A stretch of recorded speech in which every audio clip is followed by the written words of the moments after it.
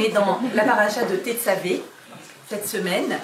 Et en plus, nous sommes ce soir, c'est pour ça que j'ai demandé les bougies. Ce soir, c'est la Géoula de Moshe Rabbeinu, le 7 Adar, donc ce soir et demain. Et c'est une date importante, et c'est une date qui tombe toujours avec la paracha de Tetzavé. Et on va découvrir le lien intrinsèque qu'il y a entre Moshe Rabbeinu, qui nous a fait descendre la Torah, qui nous a enseigné la Torah, et cette paracha de Tetzavé. Et le mois de Hadar, donc, dont on reçoit double dose cette année, vous le savez. Alors, et pourquoi aussi le mois d'Hadar? Donc, Moshe Rabbeinu est lié au mois d'Hadar parce que c'est le 7 Hadar, mais aussi par rapport à ce passage bien connu dans le traité Megillah, page 13, qui dit que, vous savez que il y a, le mois de Hadar, c'est le mois de Purim, cette année Purim Katan et Purim qui arrive derrière, et Purim tient son nom bizarre au sort. Purim, c'est le pour.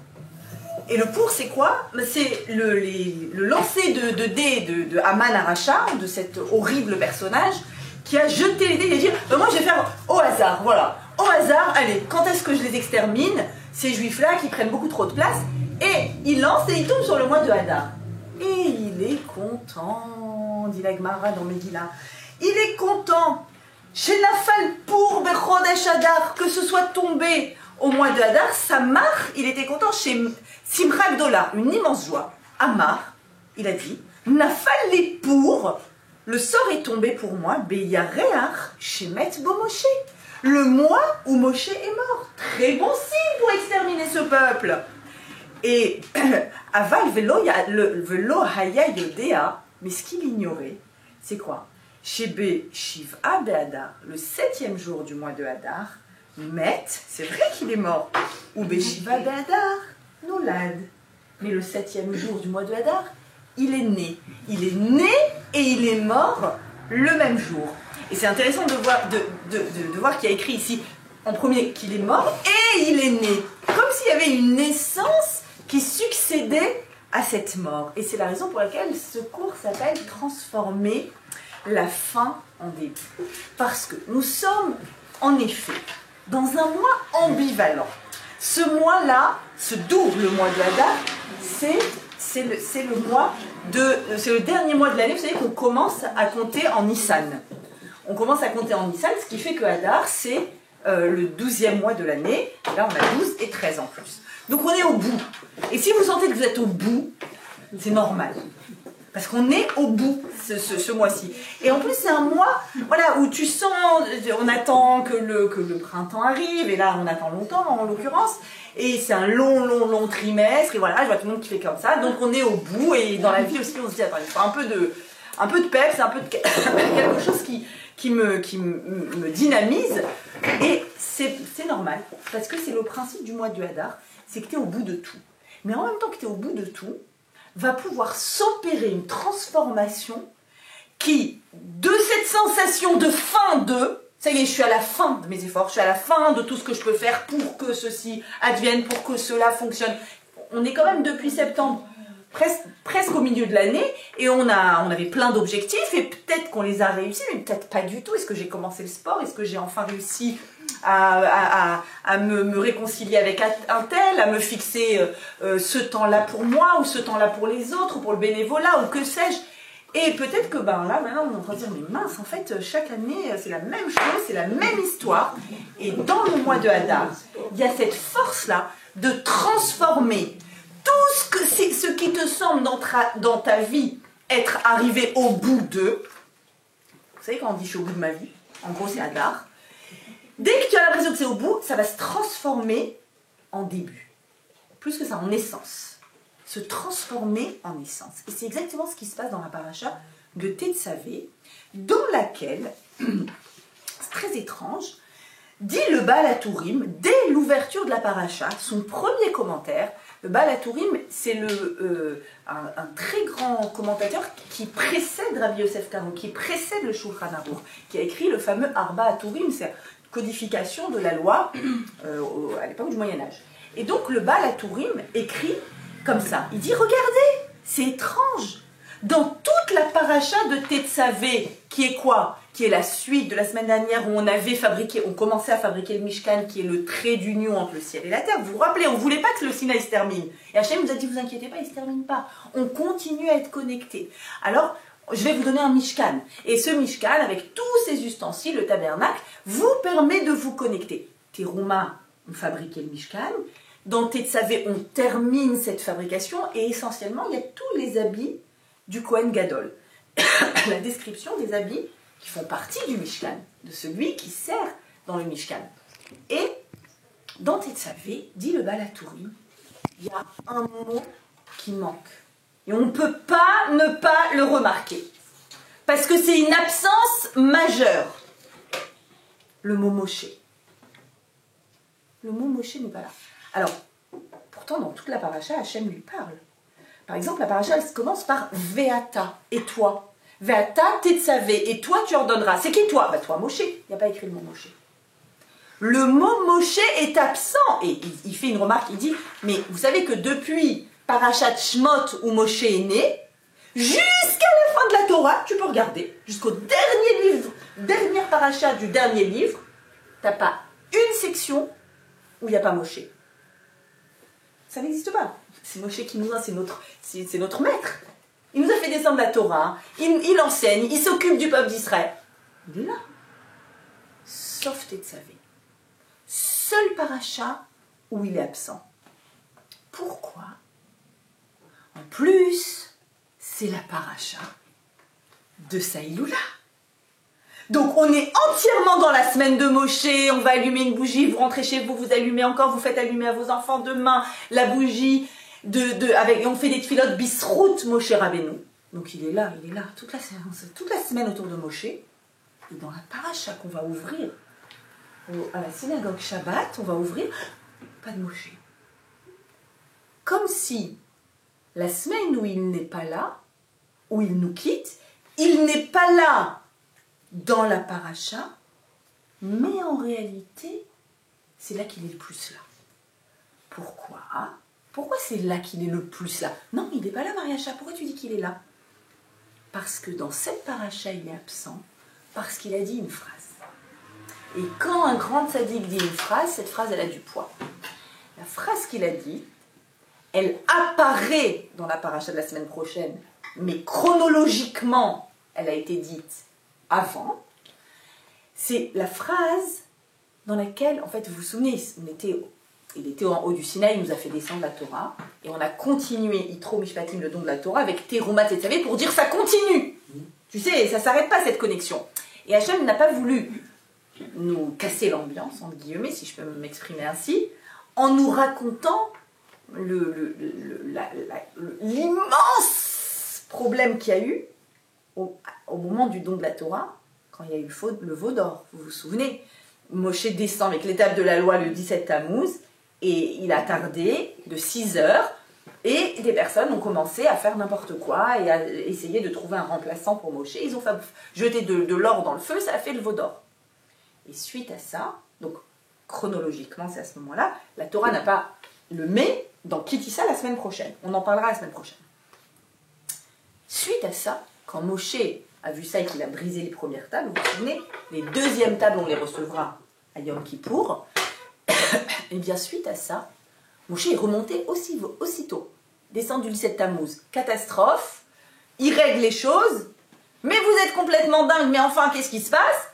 Immédiatement il repart pour 40 jours, et qu'est-ce qu'il fait? Prie pour nous. Maintenant il doit prier pour la faute, apparemment la plus impardonnable. Les 10 commandements, les 2 premiers, on les a entendus directement de Dieu. Vous vous souvenez, je suis l'Éternel ton Dieu. Et le deuxième, tu n'en auras pas d'autre. Ne fais pas de statue. Ne fais pas de forme. Vous venez de l'entendre, les gars. Vous venez, c'est encore tellement fort en vous. Comment c'est? Et Moshe va essayer de faire pardonner cette erreur. Et au début, donc, il obtient le pardon total le jour de Kippour. Mais c'est long. Et Moshe, qui est le plus grand défenseur d'Israël, il va prier les 13 midot de Rachamim, mais il va vraiment, il retourne dans les dans les hauteurs du Sinaï, qui n'étaient pas si haut, mais spirituellement très très très haut. Et quand Hachem lui dit, mais tu sais, laisse-moi, j'extermine ce peuple et je recommence à zéro avec toi, j'ai fait une bêtise. Eux, ils ne sont pas dignes de confiance. Et là, Moshe dit cette phrase incroyable, écrite dans la Torah. Quoi? Tout ça? Pour ça? Tout ce qu'on a vécu, cette sortie d'Égypte, la libération, l'ouverture de la mer, le don de la Torah, Am Israël, les descendants d'Avraham, Yitzhak, Yaakov. Non. Si jamais, Hachem, c'est ça ta décision, Mechenena misifrecha asher katafta. Efface-moi du livre que tu as écrit. Efface-moi. Je ne veux pas apparaître dans un livre de Torah dans lequel il n'y a pas de possibilité de pardon. Même si c'est une très très grave erreur. Toute la Torah est là pour que l'humanité puisse arriver à une bonification, pour qu'elle se rédime, pour que, depuis la fameuse faute originelle, ok, le monde ne ressemble pas au projet divin, le monde part en vrille de temps en temps, même très souvent, même très très très souvent, c'est abominable ce qu'on voit, mais il y a la Torah. Et la Torah, elle nous permet de nous dépasser. Elle nous permet d'atteindre des possibilités, des ressources intérieures incroyables. Mais si dans ta Torah, même si c'est terrible ce qui s'est passé, si tu considères qu'il faut tout envoyer balader et recommencer à zéro, et en réalité bien sûr qu'Hachem voulait cette fille-là, et voulait qu'on comprenne c'est quoi le sens profond du pardon, alors il dit, mais si t'es pas d'accord Hachem, mais Renita, tu m'effaces. Il a demandé à Hachem de l'effacer. Alors Hachem a dit, ok, puisque tu as parlé, tu es un tzaddik, tu dois être effacé d'un mini sefer de Tetzavé. Dans la paracha de la semaine, dans laquelle il y a et ta naissance et ta disparition, cette semaine-là, tu vas être effacé. Et ce qu'on va comprendre, en fait, qu'est-ce qui se cache ici, derrière cette apparemment absence, qui n'est rien d'autre qu'une présence. Pourquoi je vous dis qu'il n'est rien d'autre qu'une présence? Pourquoi il s'absente? Pourquoi il dit « efface-moi » ? Efface-moi pour que eux ils existent. Je suis tellement sérieux dans ma demande que tu apportes ton pardon au Béné Israël et que eux ils existent, que je suis d'accord de complètement m'effacer. Le Rav Pinchas Friedman explique, écoutez bien, je trouve ça tellement, tellement savoureux, que ce qu'a fait Moshe à ce moment-là, cet acte incroyable, t'es un leader, t'es un dirigeant. Vous savez à quel point le pouvoir rend les gens dingues. Dès qu'on a un peu de pouvoir, dès qu'on a une communauté, dès qu'on a des gens qui nous vénèrent, l'ego devient surdimensionné, c'est tellement naturel. Et Moshe, pour lequel il est dit Vaïsh Moshe, Anav Mikol Adam, tu ne trouves pas plus humble que Moshe, c'est justement cet homme-là qui est celui qui a fait la sortie d'Égypte, qui l'a dirigé, qui a ouvert la mer, qui a fait descendre la Torah. Il pourrait se considérer comme c'est moi ou c'est pas moi? Efface-moi. Efface-moi pour qu'ils existent. Quand il fait ça, ce qu'explique Rav Pinchas Friedman, c'est qu'il apporte le tikkun, c'est-à-dire la réparation absolue, à un problème qui a eu lieu avant les Havot, à un problème dans lequel Hachem a en effet effacé l'humanité. Et les Chachamim disent dans le mot Mecheni, efface-moi, on a une allusion, c'est les mêmes lettres exactement que le mot Mei Noach, les eaux de Noach, les eaux du déluge, appelées Mei Noach. L'Archouma. Pourquoi c'est les eaux de Noach? Non, Noach c'était un tzaddik, c'est le seul qui a survécu dans son arche. C'est ça qu'on lui reproche. On reproche à Noach, Ish tzaddik aya, c'est un tzaddik Bedorota parmi ceux de sa génération, mais ce qu'on attendait de lui, quand il voit autour de lui le chaos absolu, le monde part, mais dans tous les sens, c'est du n'importe quoi. Et je pense que ça ressemblait un peu à ce qu'on entend de nos jours sur les histoires de genre, etc., où il y a des lois qui peuvent être votées, mais qui sont tellement insensées, mon Dieu, tellement insensées, où tu vois un monde qui est chaotique. Et Noach, qu'est-ce qu'il fait? Il construit son arche. Il dit, qu'est-ce qu'on peut attendre d'eux? Des gens qui se comportent comme ça. Des gens qui font n'importe... Mais qu'est-ce que... Je vais aller dans ma bulle. Et c'est un comportement qui existe jusqu'à aujourd'hui.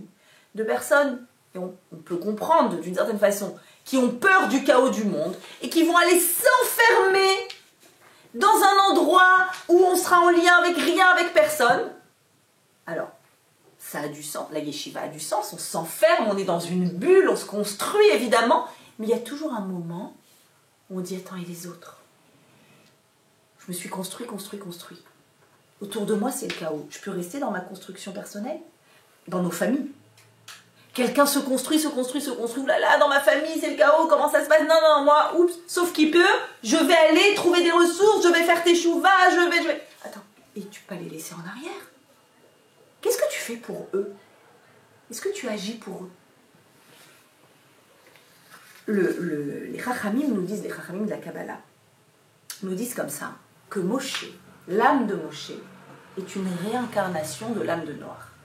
Venez, on n'a pas peur de ce terme, ça veut juste dire que cette âme-là, très pure, et qui à l'époque de Noach a eu un manquement, elle s'est mise dans sa petite bulle de protection, en voyant le chaos du monde, et a dit, oups, protégeons-nous de ce chaos, ce qui est aussi vrai, mais il faut aussi aller essayer de diffuser tout ce qu'on peut diffuser pour que les gens s'améliorent, grandissent, développent, voilà, qu'il y ait une amélioration d'une situation, aussi grave fut-elle. Et donc, puisqu'il y a eu ce manquement dans cette âme très pure, cette âme est revenue à l'intérieur de Moshe Rabbeinu. Et à l'intérieur de Moshe Rabbeinu, il a fait exactement le contraire, donc le tikkun absolu. Il a dit, je ne les laisserai pas tomber. C'est vrai que c'est pas normal ce qui se passe, mais moi, je veux que moi je sois effacée pour que eux existent. Et en fait, ce qu'il a fait ici, c'est que il y a une allusion merveilleuse à ce lien entre Noach et Moshe, puisque cette paracha qui s'ouvre avec cette absence apparente, dans laquelle Hachem s'adresse à lui, elle s'ouvre avec un ordre très particulier, l'ordre d'amener de l'huile d'olive pure pour la menorah. Ve'ata tzetzavé, et tu ordonneras, qu'est-ce que tu ordonneras aux Bnei Israël? Qu'ils prennent de l'huile shemen zaytzar, de l'huile d'olive pure, la mahor, Léa alot ner tamid, pour faire monter la flamme. Vous savez qu'il y avait une menorah dans le temple, que cette menorah, elle a 6 branches, elle a 6 plus elle est milieu, 7 branches en fait, et cette menorah devait être allumée tous les jours avec de l'huile d'olive pure, n'est-ce pas? Le premier ordre de la paracha de l'absence de Moshe, c'est l'ordre d'amener cette huile d'olive pure. Et là, le Midrash s'arrête et étrangement nous dit la chose suivante. Il nous dit, à ce propos, il est écrit. Je lis avec vous un Midrash qui semble compliqué, que Rav Pinchas Friedman nous explique. Il nous dit, que tu es belle, mon ami, c'est un verset dans Shir HaShirim, le Cantique des Cantiques. Tes yeux sont ceux d'une colombe. Et Naïr Kayona. C'est poétique ou pas? Tes yeux sont comme une yona, comme une colombe. De quoi on parle? C'est quoi cette colombe? Ah, on parle de la fameuse colombe de Noach. Vous vous souvenez? Quand l'eau a cessé, quand l'eau a pu être imprégnée par le sol et qu'il a pu accoster, que Noach a pu accoster, il voulait savoir s'il pouvait vraiment, ça y est, si c'était safe. Donc il avait envoyé au début un corbeau qui revenait, et à la fin, une yona, une colombe, qui est revenue. Est-ce que vous vous rappelez avec quoi dans le bec? Une branche d'olivier. regardez comment le Midrash fait le lien au début de cette paracha, sur le premier ordre de cette paracha, l'huile d'olive pure, entre Moshe et Noach. Il dit comme ça le Midrash. Hachem dit, la nature d'Israël est comme la nature d'une Yona, d'une colombe. Comment le savons-nous? Parce qu'il y a écrit, il a renvoyé de nouveau la colombe de l'arche, et la colombe est revenue vers lui. Hachem a dit, de même que la colombe a apporté la lumière au monde en apportant une feuille d'olivier à Noach, l'olive fabrique de l'huile d'olive qui fabrique de la lumière. Donc cette colombe-là, quand elle est revenue, elle a amené de la lumière au monde dans un monde très obscur, qui a été entièrement effacé, où n'a survécu que Noach qui aurait dû tout faire pour qu'il fasse teshuva. La colombe a ramené cette feuille d'olivier. De même, vous, à Israël, êtes comparés à une colombe. Nous, vous rentrez à la maison comme ça. On est comparé à une colombe parce qu'on doit amener aussi de l'huile d'olive pour allumer la menorah. De même qu'il est dit, les enfants, tu ordonneras aux enfants d'Israël. En d'autres termes, quand Moshe nous dit, amenez-moi de l'huile d'olive pour la menorah, il s'adresse à nous tous colombes et il nous dit, venez faire ce que la colombe a fait à l'époque de Noach. Moi j'ai réparé, j'ai prié pour vous et j'ai dit, efface-moi de ton livre. Je me suis mise en retrait pour que vous puissiez exister. Maintenant, votre rôle à vous, c'est de faire pareil en allumant une menorah. J'explique. Vous voyez ce lien incroyable. Moshe, Noach. Moshe se met de côté. Une des choses les plus dures à faire. Les plus dures à faire. En général, le rapport entre les gens sont des rapports de force. Plus je soumets, plus j'existe. Qui sait aujourd'hui dire « efface-moi » ? Qui sait aujourd'hui faire un pas en arrière et faire exister, laisser exister autre que lui ? Et ça, ce symbole-là de cette réparation du déluge de Mei Noach Mecheni, d'accord ? C'est l'olive. Quelle olive ? L'huile d'olive plus exactement, qui apparaît à l'ouverture de Tetzavé. Et cette lumière-là est justement la lumière qui va pouvoir faire ce geste-là de « oups, un pas en arrière » pour faire exister quelqu'un. Je ne prends pas toute la place. Je ne veux pas prendre tout l'espace. C'est tout le symbole de cette lumière. En fait, ce qui se passe ici, pourquoi il faut que ce soit impérativement de l'huile d'olive? Vous savez, il y a une Gemara qui dit, une Gemara dans Horayot, qui dit comme ça, je crois que je vous l'ai mise, Horayot page 13, Amar Rabbi Yochanan. Rabbi Yochanan dit, de même que l'olive, quand tu manges une olive, ça peut te faire oublier, perte de mémoire, l'olive, oublier 70 ans d'études, mais l'huile d'olive, elle te permet de garder en mémoire, de bien mémoriser 70 ans d'études. Huile d'olive toute la semaine, mes amis. Devoir, d'ailleurs, je vous donne des devoirs pour Adlakat Nerod de Parashat Tetzavé, vous allumez toutes à l'huile d'olive cette semaine. Spécialement. Comment ? Ah, mais voilà. Chez les Tunisiens, je peux pas dire autre chose, j'ai même pas pensé, tu vois. Comment n'y ai-je pas pensé ? Mais spécialement, c'est toujours bien d'allumer avec l'huile d'olive, mais encore plus cette semaine par rapport à cette mitzvah de la menorah. Dites-moi, pourquoi l'olive, elle te fait oublier et l'huile d'olive, elle t'apporte de la mémoire? L'huile d'olive dans toutes les salades cette semaine. Vraiment. Pourquoi ? Quelle différence ? En fait, de quoi il s'agit ici ? L'olive, tu as une olive, si tu la consommes, elle est pour toi délicieuse. Elle m'a été utile. Si je prends cette même olive et que je la presse et qu'il y a une huile qui sort, cette huile, si je l'allume, elle sert pour moi et elle sert pour les autres. En fait, de quoi on est en train de parler ? On est en train de parler de la différence entre quelqu'un qui étudie pour lui, dans sa petite bulle, dans sa petite arche de Noé. Je veux apprendre, je veux comprendre, je veux grandir, je veux faire du coaching, Et puis, c'est tellement la mode aujourd'hui de dire...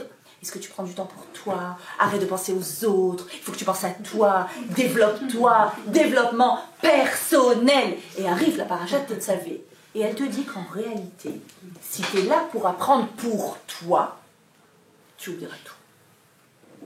Quand c'est pour toi. D'ailleurs, c'est vrai aussi au niveau concret. Tous ceux qui veulent réviser des examens, je me rappelle ma fille en P1, elle passait son temps à nous faire cours. Parce que quand tu fais cours à quelqu'un, tu mémorises, c'est une évidence. Si le cours de ce soir, vous ne le racontez à personne, chose que je vous interdis de faire, c'est impossible que ce soit mémorisé. D'ailleurs, vous connaissez ce truc quand tu viens, tu dis attends, il faut que je te dise, j'ai écouté un cours génial. Ok, quoi? Alors attends, une seconde, elle a dit quoi? Attends, il faut que je te... Oui, non, mais si, je me rappelle, ça parlait d'huile d'olive, mais attends, je vais me rappeler. Donc, en fait, le fait de faire cet effort-là, de venir et de l'expliquer, de venir, tout d'un coup, hop, dans ton cerveau, tu dis, ah oui, ça y est, j'ai compris. Je me rappelle, c'était ça. Et plus tu l'expliques, plus c'est posé à l'intérieur de toi. C'est ce qui est écrit dans Eshetraïl. Vetora tresed aleshona. Pia patra bechorma. Elle ouvre sa bouche avec intelligence, on parle de nous. Vetora tresed aleshona. Et une Torah de chesed qui sort de sa bouche. Dites-moi, c'est quoi une Torah de chesed? Il y a une Torah qui n'est pas de chesed? C'est quoi la Torah du chesed? Ah, la Torah du chesed, c'est la Torah que tu apprends pour l'enseigner. Je ne vais pas la garder que pour moi. Et la Torah pas chesed serait une Torah que tu te réserves. T'es dans ta petite bulle, t'es chez toi, t'es bien, t'es un intello, t'es une intello, tu kiffes, c'est génial, tu prends des... Et qu'en est-il du partage? Il y a plein d'endroits, dans Avot, dans des Gemarot, je ne vais pas tous vous les citer, plein d'endroits où la Torah elle dit oi, la personne qui étudie, qui grandit et qui ne partage pas. T'as une Torah? Tu partages. Très souvent on me pose la question, qu'est-ce qui t'a appris à donner des cours? Tu étais ingénieur en informatique, tu étais dans ton coin, qu'est-ce qui s'est passé? J'ai par hasard, c'est toujours par hasard que ce genre d'histoire commence. Il y a 14-15 ans, j'ai commencé à faire un petit groupe, non rien du tout, dans une sina, quelques jeunes filles qui m'ont demandé, et j'ai plus réussi à m'arrêter. C'est-à-dire que, en fait, le fait de voir comment quelque chose que tu trouves merveilleux, je me dis, mais si c'est merveilleux pour moi, ça peut être pour les autres aussi. Pourquoi je vais le garder? Pourquoi je vais garder cette merveille? On m'a donné une merveille, je la partage, et que tout le monde ensuite la partage. Et d'ailleurs... ce que je rêve aujourd'hui, c'est trouver des femmes qui ont envie de venir me rejoindre et elles aussi de partager la Torah et je vous assure, parce que j'ai enfin, j'arrive pas, il y a que 5 soirs dans la semaine où je peux, 5-6 soirs dans la semaine où je peux, et c'est trop, je peux pas sortir de chez moi aussi souvent et le matin, le midi, le soir, bien inara, je vous dis pas, l'agenda c'est terrible, enfin c'est magnifique. Et du coup, vraiment, sincèrement, je cherche, j'ai envie qu'il y ait plein d'autres femmes maintenant qu'elles aussi se mettent, alors c'est pas facile, je vous avoue, mais c'est tellement savoureux, tu kiffes, vas-y, maintenant partage. Et sans arriver à un partage communautaire, chacun dans sa famille, chacun dans sa petite communauté, dans son endroit, j'étudie pour partager. Ça, c'est le principe de l'huile d'olive et de la mémorisation. Il y a un partage, d'ailleurs, c'est le principe de quoi? De la lumière. Quand il y a une lumière, elle est allumée pour qui? Une lumière n'est jamais allumée pour une personne. Si on est 10, est-ce qu'il y a moins de lumière pour chacun? Il y a la même lumière pour tout le monde. Donc la lumière, c'est cette idée-là de partage. Et même, on peut aller plus loin que ça. Quand il y a écrit, tac, oui, Ve'ata tetzavé, le Baal HaTurim, juste après le commentaire que je vous ai dit, où il parle de l'absence de Moshe, il ajoute un autre commentaire, il dit, tu sais, la valeur numérique de Tetzavé, c'est quoi? C'est la même valeur numérique que Nashim Siva. Il a ordonné aux femmes. Et il continue en disant, c'est une allusion au devoir féminin d'allumer les bougies de Shabbat. La Tourim, il est très spécial en gématriote, valeur numérique. Il dit, en fait, tu sais ce qui se passe tous les Shabbats, quand tu allumes tes bougies, tu fais exactement ce qu'il a fait Moshe. Tu crées un endroit de... Tu dis, si moi j'existe et que je prends toute la place, quel est l'intérêt? Je veux qu'existe mon mari, je veux qu'existent mes enfants, je veux qu'existe ma communauté, je veux qu'existe... J'allume une flamme qui est partagée par tous. Et en réalité, cette aptitude-là de Moshe à dire, qui est si rare, efface-moi, je ne veux pas exister si les autres ne sont pas là. En fait, en réalité, c'est quoi cette aptitude? C'est l'aptitude féminine. En nous, inscrite en nous.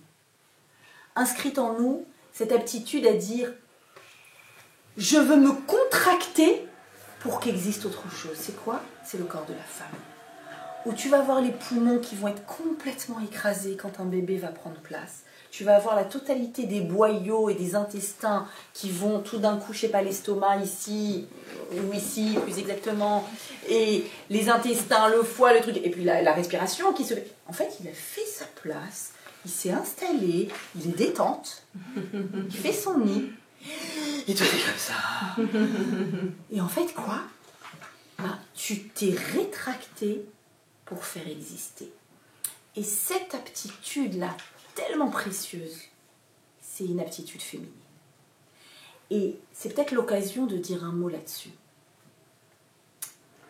Il y a un féminisme merveilleux des droits de la femme. Exceptionnel, heureusement, et de la possibilité d'accéder à tout ce qui est accessible. Et voilà. Mais il y a un autre féminisme que j'appelle déviant, une sorte de féminisme idéologique, dont, en effet, tout le mouvement libéral qui vient et qui dit « Et nous? Pourquoi on n'est pas devant le projecteur? Pourquoi on ne montre pas la Torah? Pourquoi on ne met pas les tefs? Pourquoi? Attends, à ce point, t'as envie de mettre les tefs? Moi, je vois mon mari tous les matins, je vous jure, j'ai envie d'être en façade. J'ai envie d'être visible. Mais regarde. Et c'est des choses délicates à dire, mais j'essaye d'un tout petit peu de toucher du doigt ce sujet qui est un sujet compliqué. Parce que oui, le féminisme est important et que rien que le fait que je donne des cours, c'est-à-dire on doit tous s'approprier cette Torah merveilleuse et on doit la partager et elle doit être présente dans toutes les maisons évidemment. Mais attention, Moshe est le plus là quand il n'est pas là. C'est-à-dire, être là, c'est pas être sous le feu des projecteurs. Être là, c'est pas être en haut d'un podium. C'est pas ça, être là. Le metteur en scène, il n'est pas devant la caméra.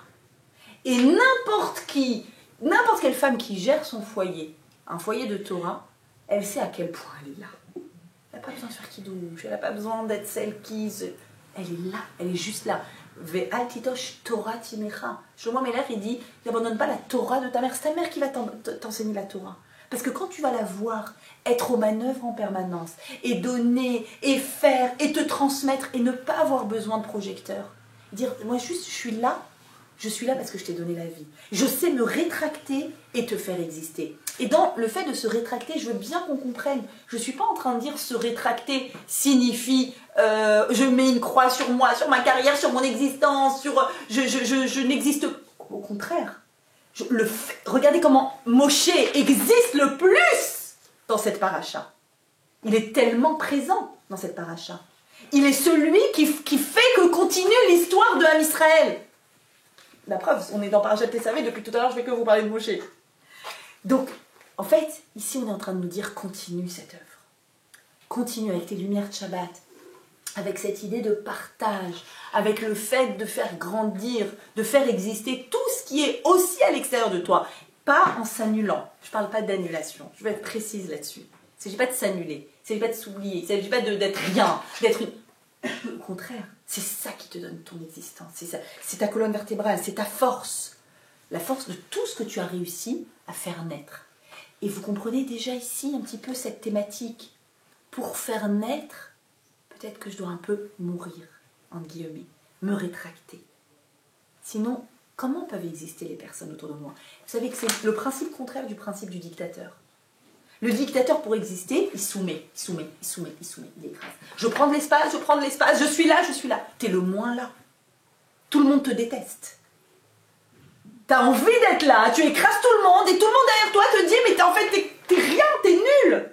T'es quoi, à ce point t'as peur de tout le monde que tu les écrases, que tu les soumets?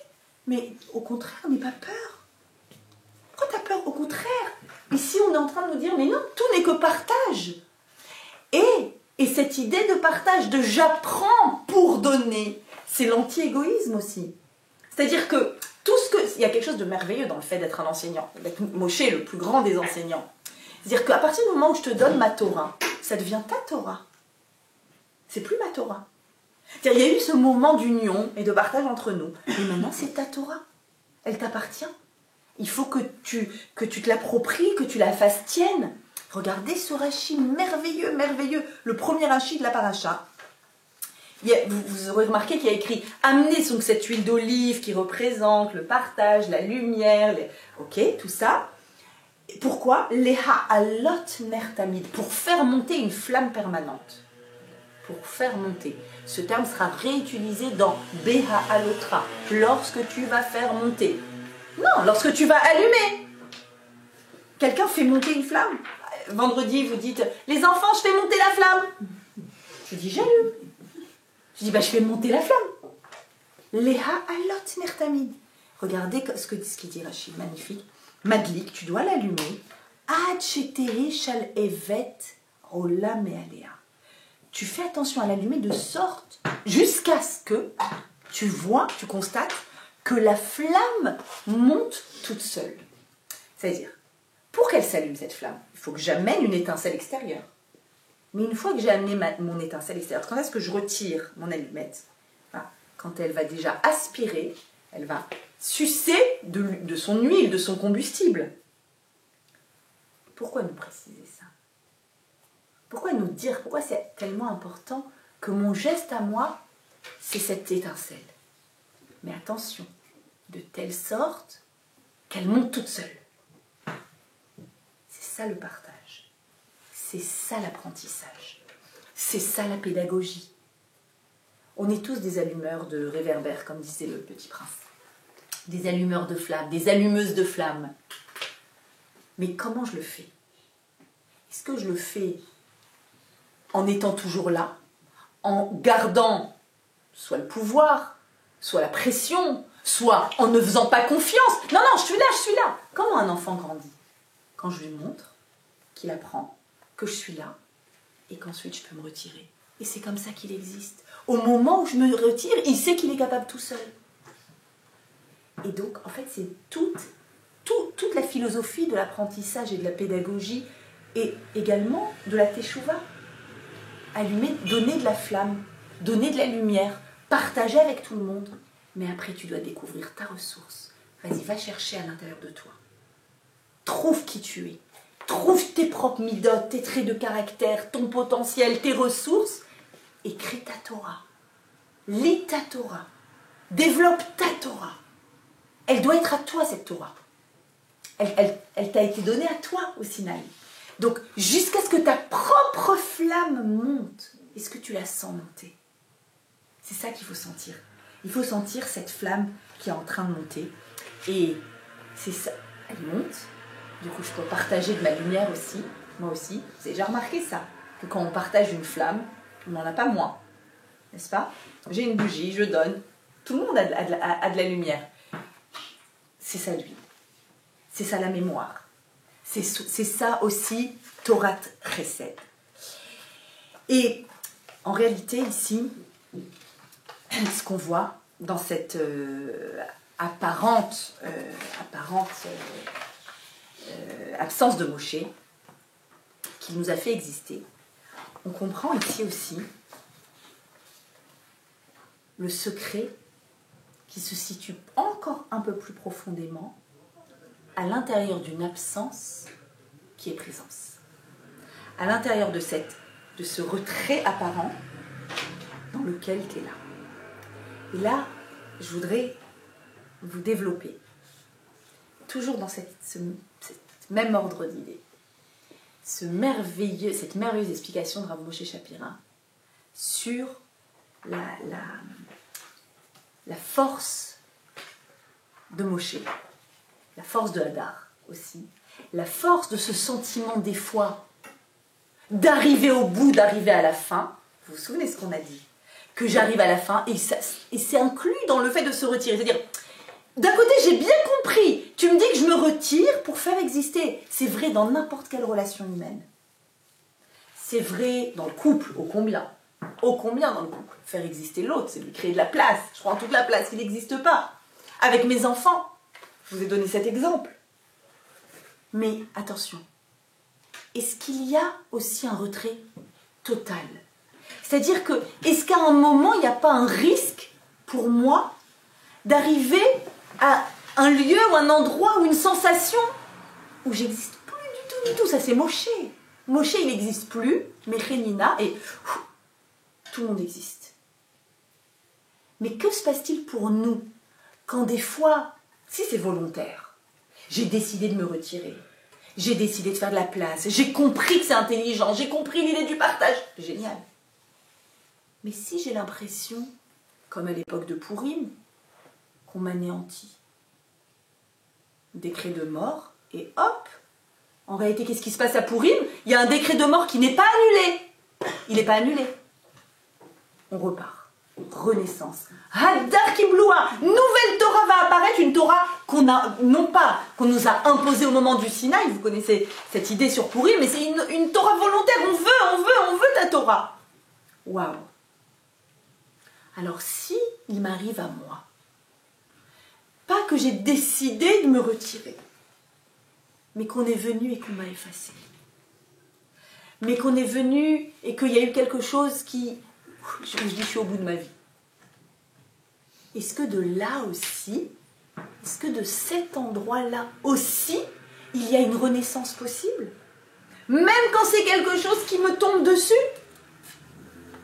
Et regardez ce qu'il explique Rav Moshe Shapira. On parle du bout. On parle de la fin de l'année. On parle de la fin de Moshe. Et on parle de la fin de nous. Quand quelqu'un nous a...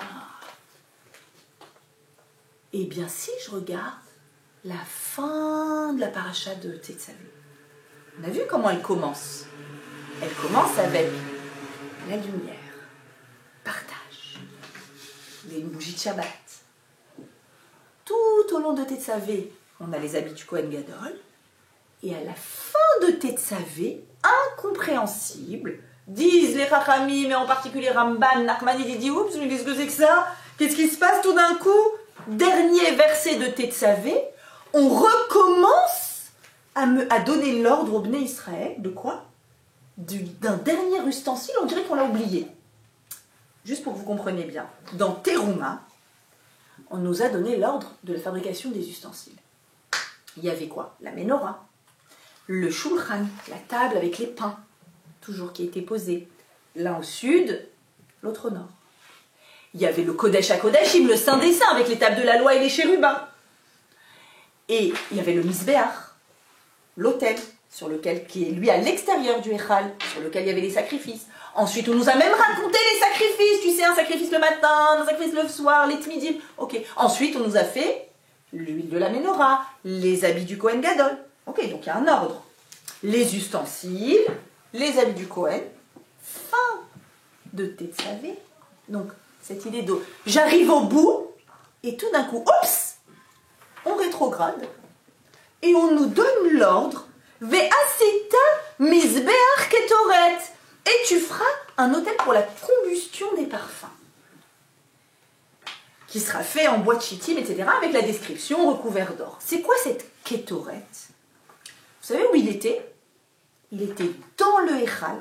Donc, il y a le Saint des Saints, il y a un rideau, et ensuite, il y a le Echal où nous, on ne pouvait pas rentrer, il n'y a que les Kohanim, dans lequel il y avait au sud la menorah, au nord le shulchan, et au milieu, un petit misbéach, une amas sur une amas, donc un petit autel sur lequel on faisait brûler une encens du Yves Saint Laurent, mais Yves Saint Laurent, en fait, il peut aller vraiment se coucher devant la meilleure odeur au monde, faite de 11 ingrédients, dont un qui a Apparemment, le chelbona sentait mauvais, mais l'odeur était incroyable, qui était extraite de ce chelbona. Une odeur incroyable. Tous les jours, on faisait brûler ce parfum. Dans le Echal, donc il y a tout ça. Et à la fin, de façon complètement étonnante, on nous dit, fais la kétorette. Pourquoi cet endroit? Déjà, pour que vous compreniez, le Echal, c'est un mini-monde. C'est un mini-cosmos parfait. D'accord? Il y a tout un passage du Midrash qui nous raconte qu'il y a un parallèle entre la création du monde, les 6 jours de la semaine, et, je ne vais pas rentrer là-dedans, c'est très compliqué, enfin, voilà, il y a plein de détails, et cet endroit-là. Et d'ailleurs, aussi, précision importante, il faut comprendre que toute l'abondance dans le monde, toute abondance qu'il y a dans le monde, elle provient de cet endroit-là. Abondance de nourriture provient de la Torah. Abondance de chorma, d'intelligence, elle provenait de la Ménorah. Qu'est-ce qui provient du Kétoret? La vie. La vie. Non, juste pour que vous compreniez, on va expliquer pourquoi la vie. Vous savez que je suis en ce moment, j'aime bien faire des petits stages, des formations, des nouveaux outils. Donc en ce moment, je fais un stage d'hypnothérapie. Et la semaine dernière, j'étais encore en stage, et dans un endroit pas juif, hein, et vous ne voyez pas que je me suis mise à leur faire un Dvar Torah à toute l'équipe, même là-bas. Non mais pourquoi? Parce qu'en fait, il faut savoir, bon, vous ne connaissez peut-être pas, mais en hypnothérapie, c'est un état de conscience modifié, dans lequel, pour arriver à cet état de conscience modifié, et pour que se résolvent des choses profondes à l'intérieur, on fait appel à tous les sens. L'hypnothérapie fait énormément appel aux sens, et c'est les sens, c'est l'évocation des sens, tous les sens, qui fait qu'il y a cet état de transe qui est mis en place avec cette résolution. Sans rentrer dans les détails. Dans le Mishkan, à l'intérieur du Echal, il y a quoi? Il y a tous les sens. Il y a l'odeur, il y a la lumière, il y a la parole qui sortait des Kruvim, il y a donc la parole, l'ouïe, et il y a les pains, le goût. D'accord? Il y avait tous les sens. C'est-à-dire que c'est un microcosme du monde, dans son état parfait, dans lequel, en dernier, on nous dit l'actoret. C'est la fin de la paracha. Un autel avec des odeurs. Pourquoi? Dit le Talmud dans Shabbat. C'est un passage que je vous ai déjà enseigné dans Yitro. Rappelez-vous, je vous avais dit, il y a les coulisses du don de la Torah. Je vous avais dit, vous vous souvenez? Moshe est monté en haut du Sinaï pour prendre la Torah, et les malachim, c'est quoi les malachim? Les anges, c'est des forces spirituelles, disent, qu'est-ce qu'il fout là, lui? On est dans les mondes célestes, pas dans les mondes terrestres. Et il dit, je suis venu prendre la Torah. Ah, pas du tout, la Torah, elle appartient au monde supérieur, puisque c'est une émanation de Dieu, c'est une émanation céleste, spirituelle. La Torah n'a rien à faire parmi les terrestres, parmi les vivants. Réponds-leur. Moshe répond, vous vous souvenez peut-être qu'on avait étudié ça ensemble, il leur donne, il évoque les 10 commandements, et il leur dit, en gros, la Torah, on en a besoin en bas. C'est vrai qu'elle est de nature divine, mais quand elle est donnée à des hommes, elle est ce qui va permettre de réparer le monde. Depuis la faute originelle, le monde, il marche pas droit. Il marche pas droit. Et on a besoin d'une colombe qui vient et qui mette de la lumière dans ce monde. On a besoin d'une colombe qui dise qu'est-ce qui est juste, qu'est-ce qui est éthique, qu'est-ce qui est moral. Et on a besoin à l'intérieur de nous, chacun pour soi-même, a besoin d'être au clair avec qui il est et comment grandir, comment devenir une meilleure version de soi-même. Voilà, on va dire ça comme ça. Et pour ça, on a trop besoin de la Torah.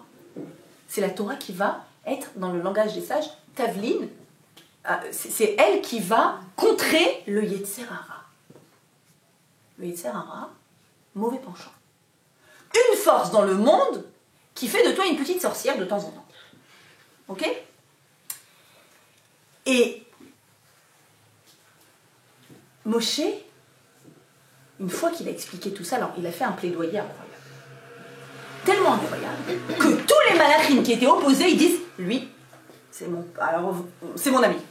Ah, c'est mon ami, je veux lui faire un cadeau. Et Et il est redescendu, non seulement avec la Torah, mais avec des cadeaux des malachim. Ça, c'est la partie que je ne vous avais pas donnée. Des cadeaux des malachim. Alors, c'est quoi un cadeau d'un malach? Un malach, il ne possède rien. Un malach, c'est une force spirituelle. Il n'y a pas d'acquisition. Ça veut dire, le malach, cette force, elle a donné un peu de son essence, un peu de lui, à Moshe. Par exemple, l'ange du Hémet, il lui a donné, tiens, je te donne du Hémet, t'en auras bien besoin, sur terre. Tiens, je te donne de la simcha, t'en auras besoin. Tiens, je te donne du chesed. Et en fait, il est descendu avec un petit peu d'essence de chaque malach. Et dit la Gemara dans Shabbat, page 88, incroyable. Donc chacun est devenu son proche et a pris des cadeaux de chacun. Il a pris des cadeaux de chacun des anges. Et même Af Malach Hamavet, l'ange de la mort, Massar Lodavar, lui a fait un cadeau. Quel cadeau? Lequel? Veiten et aktoret veyechaper à la âme. Il lui a dévoilé le secret de l'offrande faite du parfum. Ce parfum très spécial, ce parfum avait une force que Moshe a appris quand il était au Sinaï, que s'il y a une épidémie terrible, il y a eu dans l'histoire d'Israël des épidémies terribles, il fait cette kétorette, il fait sentir cette odeur, Covid. Encore le Covid, c'est gentil. Toutes les épidémies, c'est comment on dit, un élixir de vie. C'est un antidote de mort. Voilà, si vous vous rappelez des Indiana Jones qui cherchent les antidotes, je ne sais pas quoi, des élixirs de vie, de tout temps, il y a eu des fantasmes comme ça et si c'était possible de contrer la mort. Je vous ai dit, le Misbéach Ktoret qui est au centre, c'est la vie. C'est-à-dire que le dernier élément qui est dit à la fin exprès alors que c'est pas au bon endroit. On aurait dû le dire en même temps que la menorah et le shulchan. Il y a une abondance de chokhmah, d'intelligence, il y a une abondance matérielle, donc spirituelle et matérielle, et une abondance de vie. Non, la vie, je vais leur donner à la fin. Pourquoi? Parce qu'ils en ont besoin quand ils arrivent au bout. Quand Moshe part, c'est la même date où il renaît. Quand je suis au bout, quand j'ai l'impression d'être à bout, ou qu'on m'a effacé, pas cet acte naturel dans lequel j'ai envie de faire vivre, un acte où on m'a effacé. Je vais vous dire à quoi ça m'a fait penser quand j'ai étudié ça. J'étais très émue. Ça m'a fait penser à... Moi, il m'est arrivé un truc pas drôle cette année, enfin au début de l'année. Une personne extrêmement mal intentionnée qui a décidé de me massacrer. Mais à voix haute, nominativement, partout, chez tout le monde. Celle-là, elle détruit le judaïsme, celle-là, je vous en passe. J'ai même pas envie de dire les mots. Une personne, voilà, il y a des gens comme ça. Eh oui, le monde, on a dit, hein, il est chaotique. Donc, tant mieux, vous allez bien rater. Génial. Ça a été pourtant, voilà, ça a été un ouragan. Et tu te prends ça en pleine figure. T'es là, t'enseignes la Torah. Ah oui, une femme qui enseigne la Torah. Bon. C'est un homme qui a dit ça? Ouais. Quand c'est du massacre comme ça, c'est bon. Peu importe. Vraiment, il a essayé, dans toutes les communautés dans lesquelles j'allais pour donner cours, il a essayé vraiment du massacre volontaire, prémédité, régulier. Bon, tu te prends ça en pleine figure. T'es au bout. Est-ce qu'on est d'accord? T'es au bout. J'ai des amis qui m'appelaient, qui me disent: tu crois que tu vas continuer à donner cours? Je t'en supplie, n'arrête pas. Mais moi, à ta place, je crois que j'aurais arrêté. Dans le sens, mais en fait, est-ce qu'on peut survivre à un massacre pareil? Autant de la Shonara. Est-ce qu'on peut survivre à ça? Sur le moment, tu sais pas. Tu dis, je sais pas, je comprends rien. Tout vient d'Hachem. J'ai confiance en lui. Tu sais pas. Et puis, j'ai strictement rien fait, strictement pas utilisé les mêmes outils, rien du tout. Retrait. C'est tout, c'est la seule réponse.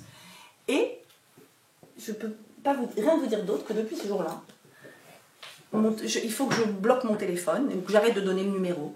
le nombre de demandes de cours par jour, par matinée, toutes les matinales du monde, toutes les soirées, toutes les Bliaïnara, Kanirbu, mais venez m'aider s'il vous plaît. Et un développement incroyable. Et en fait, c'est ça la réponse. C'est ça la réponse. C'est-à-dire que des fois, tu as l'impression que non, il n'y a pas de réponse possible. C'est-à-dire, mais qu'est-ce qui va se passer? Mais pourquoi? Mais est-ce que... Et tu as envie de te battre. Parce que tu dis, non. Hachem, des fois, il décide des trucs bizarres. Et tu dis, voilà, quand j'ai relu ça, Moshe qui dit, hop, je m'extrais, hop, mais Renina, c'est pour faire exister. C'est-à-dire que quand tu arrives à quelque chose qui est de l'ordre de la mort, il y a de la vie qui jaillit. Exactement comme dans le corps féminin, où un cycle revient après, comme la lune qui de nouveau va renaître, la lune qui est comparée aussi à la femme. C'est-à-dire qu'il y a cette force à l'intérieur de nous. Ça peut être par rapport à une relation où tu as l'impression que cette relation elle est morte, rien va arriver, ou une attente que tu as dans la vie, j'attends qu'arrive quelque chose, rien n'arrive. Voilà, tu es arrivé au bout, c'est là la naissance, c'est là la renaissance. Vraiment. Il m'est arrivé autre chose de rigolo cette semaine. Je vous dis, tout ce qui arrive est toujours lié à la paracha, ou je sais pas, moi je lis la paracha avec, la semaine. J'ai donné une série de cours sur le développement personnel. Oui, ma belle. Alors, j'ai pas compris quelque chose, parce que on a dit le retrait pour donner naissance. Ouais. Et là, vous avez donné un exemple d'un retrait pour éteindre quelque chose. Pour éteindre la mauvaise parole de quelqu'un. Pas pour éteindre, pour faire naître ce qui doit arriver. Un retrait, c'est-à-dire, de toute façon, j'ai pas envie, c'est-à-dire que ça c'était l'exemple en l'occurrence, c'est un retrait parce qu'on m'impose, on m'efface, on me gomme, je continue normal, et puis la naissance va jaillir justement de ce lieu dans lequel il y a eu une volonté de mort. D'accord ? Je vous disais, il est arrivé quelque chose d'étrange, de rigolo, je sais pas. On m'a demandé de faire des cours de développement personnel le dimanche matin, donc je me suis mise à étudier à l'échour, et quand je suis arrivée à un moment au cours sur la colère, donc j'ai développé, j'ai enseigné la colère, etc. Et petite pointe peut-être mal placée, je me suis dit, c'est cool, c'est pas un problème que j'ai. J'en ai 1000, mais pas celui-là. C'est-à-dire, j'étais là, je me suis dit, bon, faut que je travaille sur la flemme, faut que je travaille sur ça. Mais bon, la colère, Baruch Hashem, Hashem, il m'a pas fait avec l'élément feu, là, qu'on avait expliqué. Bon, c'est bien. Pile cette semaine-là. C'est toujours comme ça. Une grosse bêtise d'un enfant, d'un ado, machin, là. Et une colère. J'ai découvert la colère. Welcome la colère. Je dis, c'est ça, mais c'est horrible en fait. Et cette colère est donc du coup un fossé avec mon ado et en fait, qu'est-ce que j'ai découvert? Donc tu as l'impression que tu arrives au bout et de là, de cet endroit-là, de cette apparente absence de lien ou absence de compréhension, mais pourquoi, mais qu'est-ce que je fais avec cette colère ou qu'est-ce que je fais avec cette relation qui est née, mais quoi, quelle proximité? J'ai eu l'impression qu'il fallait ce recul, cet espace pour que mon ado vienne dans mes bras, comme un nounours adorable, et qui dit, et maman je t'aime, et moi aussi je t'aime mon fils, et tu sais, machin, et trucs. C'est-à-dire comme si, c'est pas bien la colère. Pas bien, ça n'explique pas. Mais comme si justement j'ai eu ce sentiment d'une renaissance après quelque chose qui était mort. Et en plus, Chouma, quoi, tu t'es mis en colère. Ça veut dire, mais moi je me dis, mais ça y est, je suis une mauvaise mère, je me mets en colère, mais c'est horrible, c'est pas bien. Non, maman, t'es une bonne mère, hein, t'inquiète pas. Et t'es trop mignon. Mais en vrai, j'étais une très mauvaise mère à ce moment-là, c'est sûr. Mais voilà, il y a eu, c'est-à-dire, j'ai eu ce sentiment, encore une fois, que des fois t'as l'impression, logiquement, sur le moment, c'est mort. Vous connaissez d'ailleurs cette phrase de nos ados, c'est mort. Et là, t'as la Ktorette qui arrive. Tu dis, attends, t'es au bout? Reviens, je te montre la renaissance qu'il va pouvoir y avoir exactement ici. Viens, tu vas voir que tu peux, à partir d'ici, tu peux renaître. Et donc, mes amis, ce que je voudrais qu'on fasse, les devoirs de la semaine, c'est réussir à voir toutes ces zones-là dans lesquels on a besoin d'une petite colombe qui nous amène une branche d'olivier. De réussir à comprendre qu'il y a un premier mouvement, qui est un mouvement de retrait volontaire et de partage pour faire exister. Et qu'il y a aussi un autre chose qui est liée, c'est la même chose en réalité, où même si ça m'est imposé, même si j'ai compris que j'ai l'impression que j'ai pas ma place, que je suis pas à ma place, qu'il m'arrive des choses incroyables, que pourquoi c'est comme ça et que ça n'a pas de sens, attends, regarde, l'actorette est là, et c'est ça, oui, que je voulais vous expliquer, que quand Moshe est monté au Marom, et que, on a dit, il a reçu un cadeau du Malach Hamavet, il a reçu l'actorette, ça veut dire quoi? En fait, ça veut dire quoi que le Malach Hamavet lui a donné un cadeau, l'actorette? Il lui a donné, c'est-à-dire, si la Simcha lui a donné un peu de lui, la Simcha, mais là, il lui a donné de la vie, il lui a donné l'antidote à la mort. Il faut bien comprendre quelque chose. Le Yetzer Hara, c'est la même chose que le Malach Hamavet. L'ange de la mort, ce qu'on appelle, n'ayez pas peur, des mots, c'est, voilà. Le Yetzer Hara, cette force-là, en fait, pourquoi elle a été créée, cette force? En fait, en vrai, c'est une force de vie, pourquoi? Parce que si on n'avait pas des incitations à être des fois un peu sorcière, ben on ne se dépasserait pas. Si on n'avait pas ce désir de colère, il n'y aurait pas ce dépassement. C'est bien parce qu'il y a cette énergie négative qui me tire vers le bas que je crée le mouvement inverse qui me tire vers le haut. Donc en vrai, le Yetzer Hara, il a été créé pourquoi? Pour ne pas qu'on l'écoute. Lui, quand on l'écoute, il a perdu. Lui, il veut quoi? Il veut qu'on l'écoute pas. Il veut qu'on dise, j'ai entendu, tu m'as bien chauffé là, et ben non. Ah. Quand est-ce que le Yetzer Hara il devient Malach Hamavet? On dit, ou à Satan, il devient Satan, c'est-à-dire, il devient un avocat, pas un avocat, un procureur, comment on dit? Un juge, un mécatreg, un accusateur, merci. Il devient un accusateur, et ensuite il devient le Malach Hamavet. Quand quoi? Quand on l'écoute. Mais si on l'écoute pas, il a super bien fait son boulot. Il veut qu'on l'écoute pas. Parce qu'à ce moment-là, on a créé une force énergétique à l'intérieur de nous. Avant, tu savais pas que tu pouvais dépasser ça. Maintenant, tu sais. Avant, je savais pas que je pouvais me mettre en colère. Maintenant, je sais. Et maintenant, je sais que je dois être vigilante là-dessus. Et donc, finalement, ça veut dire quoi qu'il lui a fait un cadeau? Il lui a dit, voilà, le secret de la vie.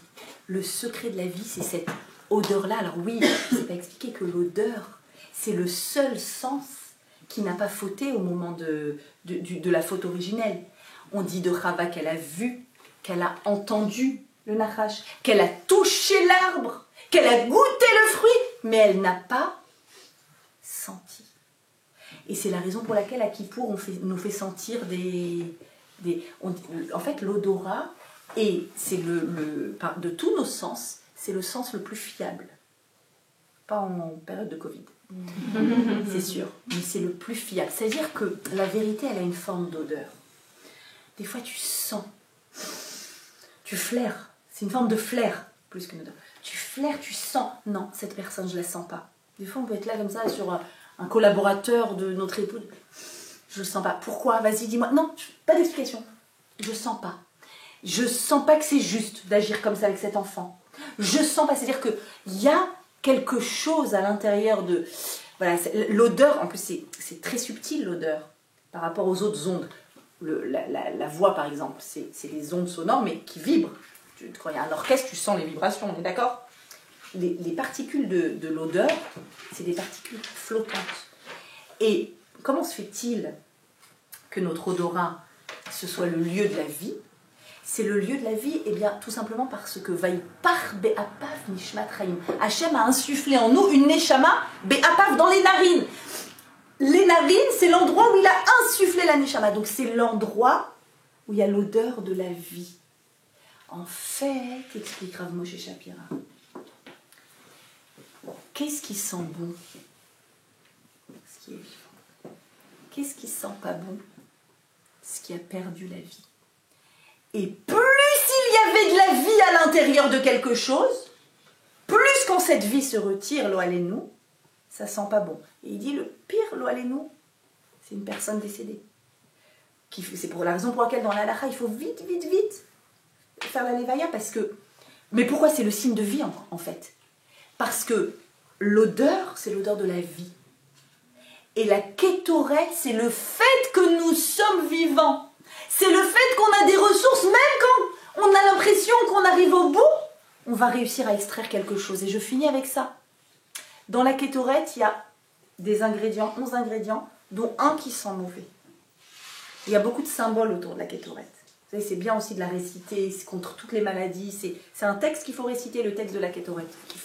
Il est bon de réciter. Pour la rifoua chez les mains, etc. Et il y a un ingrédient, Khelbena, qui sentait pas bon. Mais quand il était avec tous les autres, paf, on arrive à lui extraire du bon. C'est-à-dire qu'en fait, quand on partage notre Torah, on enseigne aux autres. Quand on croit en quelqu'un, quand on allume une flamme et on dit allez monte maintenant, et qu'on est en présence d'autres personnes qui ont d'autres odeurs, eh bien tout d'un coup il y a le meilleur qui peut sortir même du Khelbena. Et donc on ne peut dire sur personne et sur aucune situation c'est mort. On ne peut pas dire ça. Parce que même Moshe, en fait, le jour de sa mort, c'est le jour de sa naissance. Parce que même le décret de Achashverosh, qui était un décret de mort, finalement, il y a eu une renaissance derrière. Parce que même quand il y a eu la Shoah, il y a eu l'État d'Israël derrière. Alors, il y a ce qui est dur, bien sûr. Mais on est là. Et dans nos vies, combien de fois même dans des situations de thérapie de couple, j'ai l'impression que le couple vient, il est en paniqué, ça y est, c'est la fin, et on a vu jaillir on a vu rejaillir le feu d'un volcan que l'on croyait, d'accord? Et tu vois que ça rejaillit et que la flamme elle repart et qu'il y a quelque chose. On a des ressources infinies. Et ces ressources-là, à nous de les ressentir et à nous de réussir avec l'huile d'olive, avec la flamme, avec la Kétoret. Alors mettez on était le cours a été sponsorisé par Yves Saint Laurent, Cacharel, voilà, avec toutes les odeurs. Et c'est vrai que l'odeur est extrêmement importante. Je ne sais pas vous, moi je suis très très très sensible aux odeurs. Dès que chez moi il y a une odeur légèrement, c'est comme si, je sais pas, c'est une crispation totale. Et les odeurs c'est l'atmosphère, c'est le bien-être, c'est la vie. Bezrat Hashem, que ce mois de Hadar, on puisse transformer tous nos sentiments et nos sensations, que ça y est, je suis au bout, en connaissance, par le mérite de Moshe Rabbeinu, qui est tellement présent dans cette paracha où il semble absent.